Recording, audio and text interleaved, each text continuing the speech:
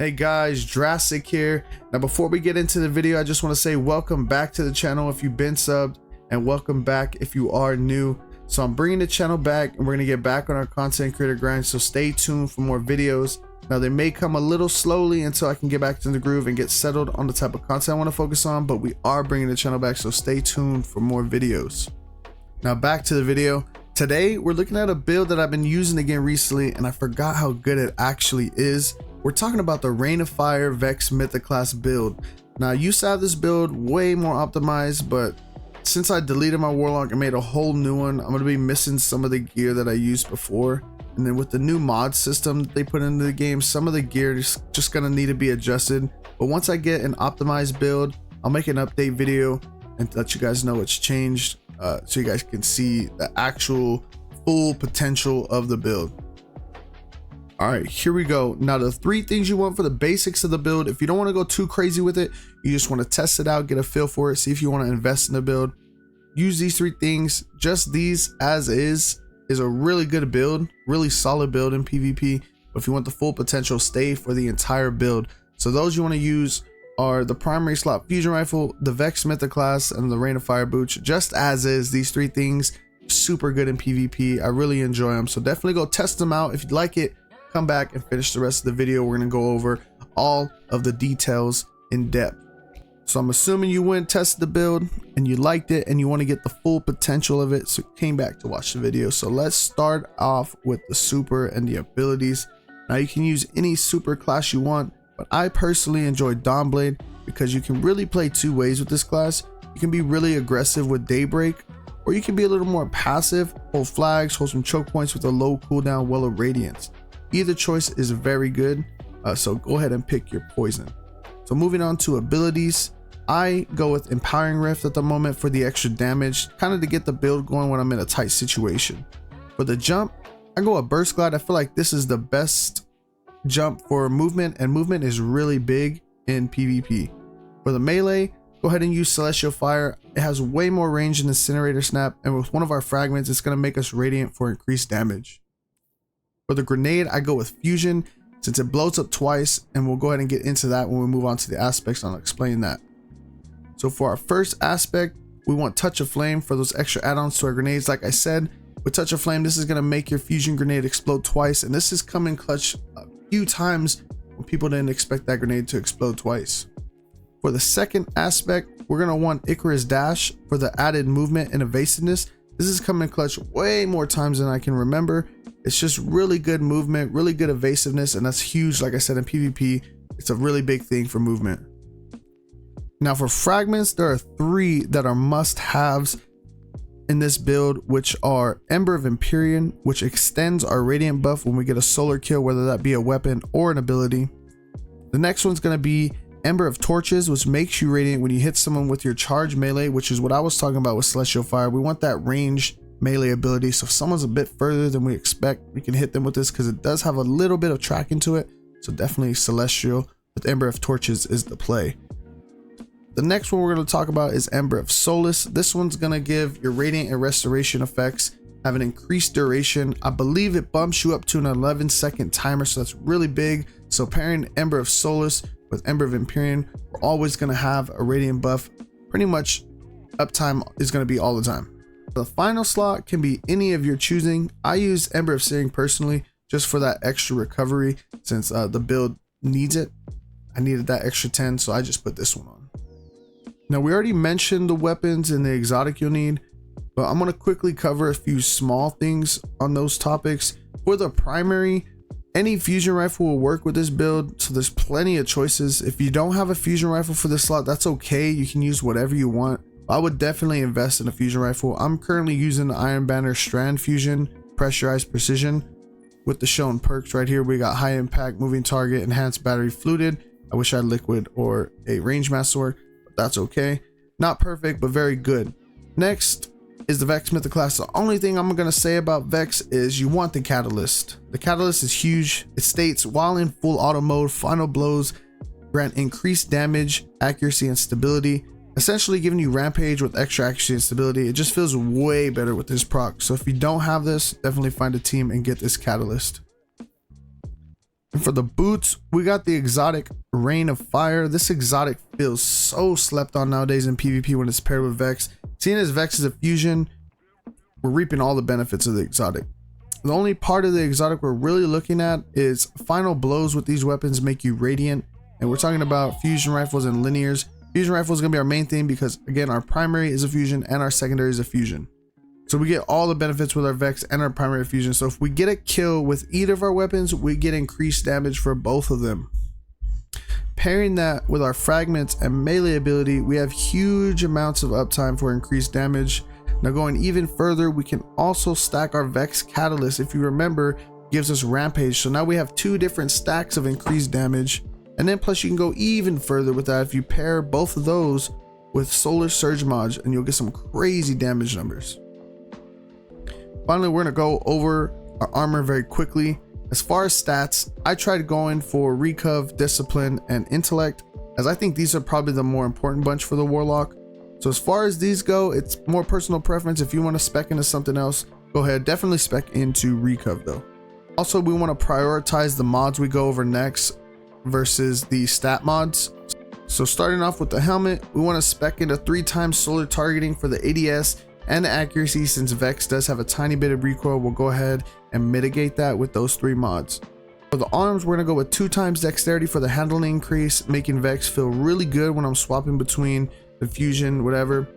And then we want to go with fastball because I don't want to feel like I'm throwing a 10-ton grenade only 10 feet. For the chest, definitely go 3x unflinching solar aim. With this auto rifle SMG meta, the flinch is so real right now, so we want to try to mitigate that as much as possible. And on the legs, we went 3x solar surge. I'm still working on optimizing this part of the build, but you can't beat free damage when you pick up any orbs. Finally, on the bond, we went 3x outreach to get the melee energy back when we use our class ability, since I have more stats and discipline already. And for an honorable mention, the artifact, you can grab the elemental orbs solar perk to make solar orbs that I've been having a lot of fun using with this build. But that's pretty much it for the build, guys. Let's go ahead and get into the gameplay.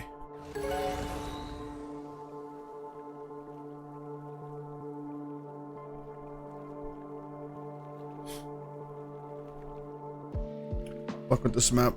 This time I got a decent team. Means no victory. Take them and crush your enemies.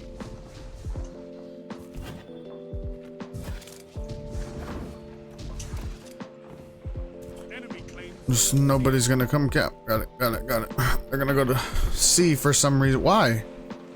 Why would you go to C? Enemy claims zone B. Enemy has advanced.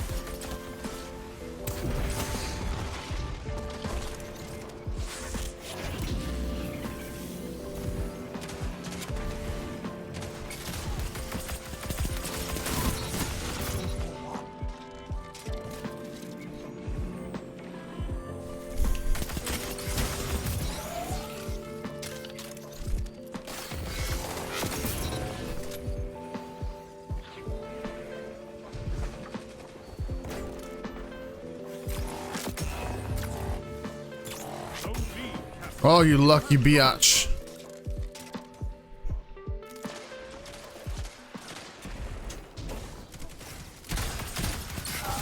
One after another.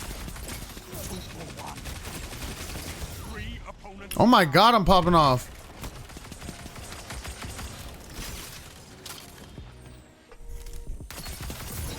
Zone C captured. Power play.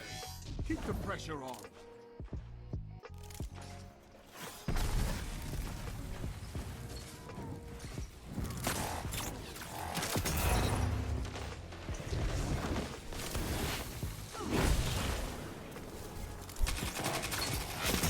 With 10 warlocks like you, I can turn ideas into weapons.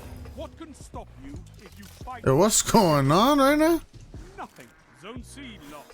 Enemy has advantage. Grab A, motherfucker. There you go.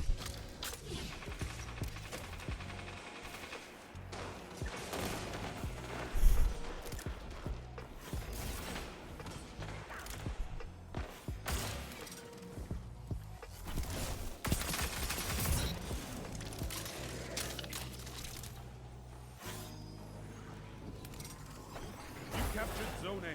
You have advantage.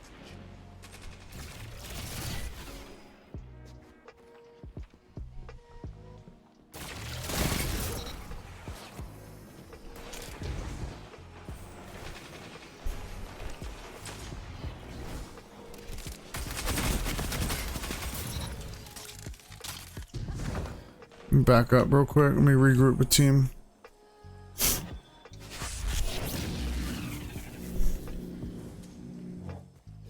Zone B lost.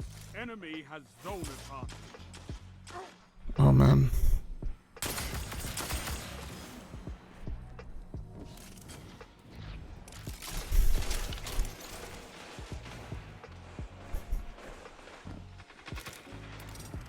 This is not good. Teammates are getting popped right now.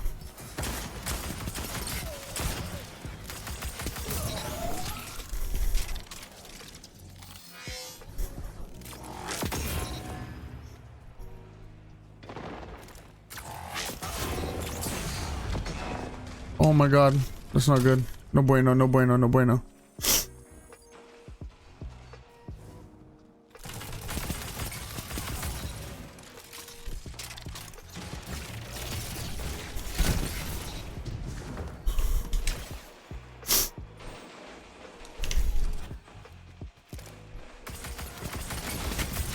There's the we ran, baby. The Twilight Gap where Lord Shax earned his name. None fell more guardians than you.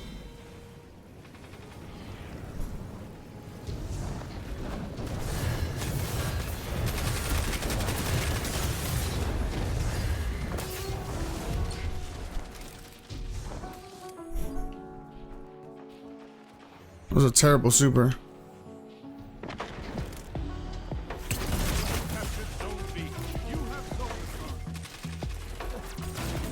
He fucking wants my booty, bro. One final push and victory is yours. Enemy has advanced. Double down. Zone C captured. You have advantage. I'm fucked here. Fuck. Holy shit. That was a good ass run, bro.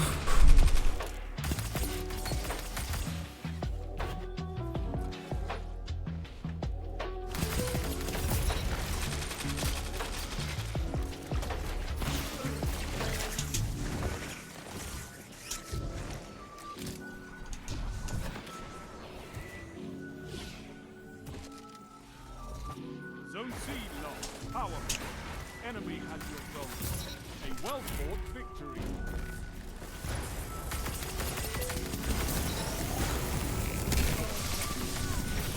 Bro, we fucking popped off. Holy. Bring me your friends. Only died one time. Shit, let's go. That shit is crazy.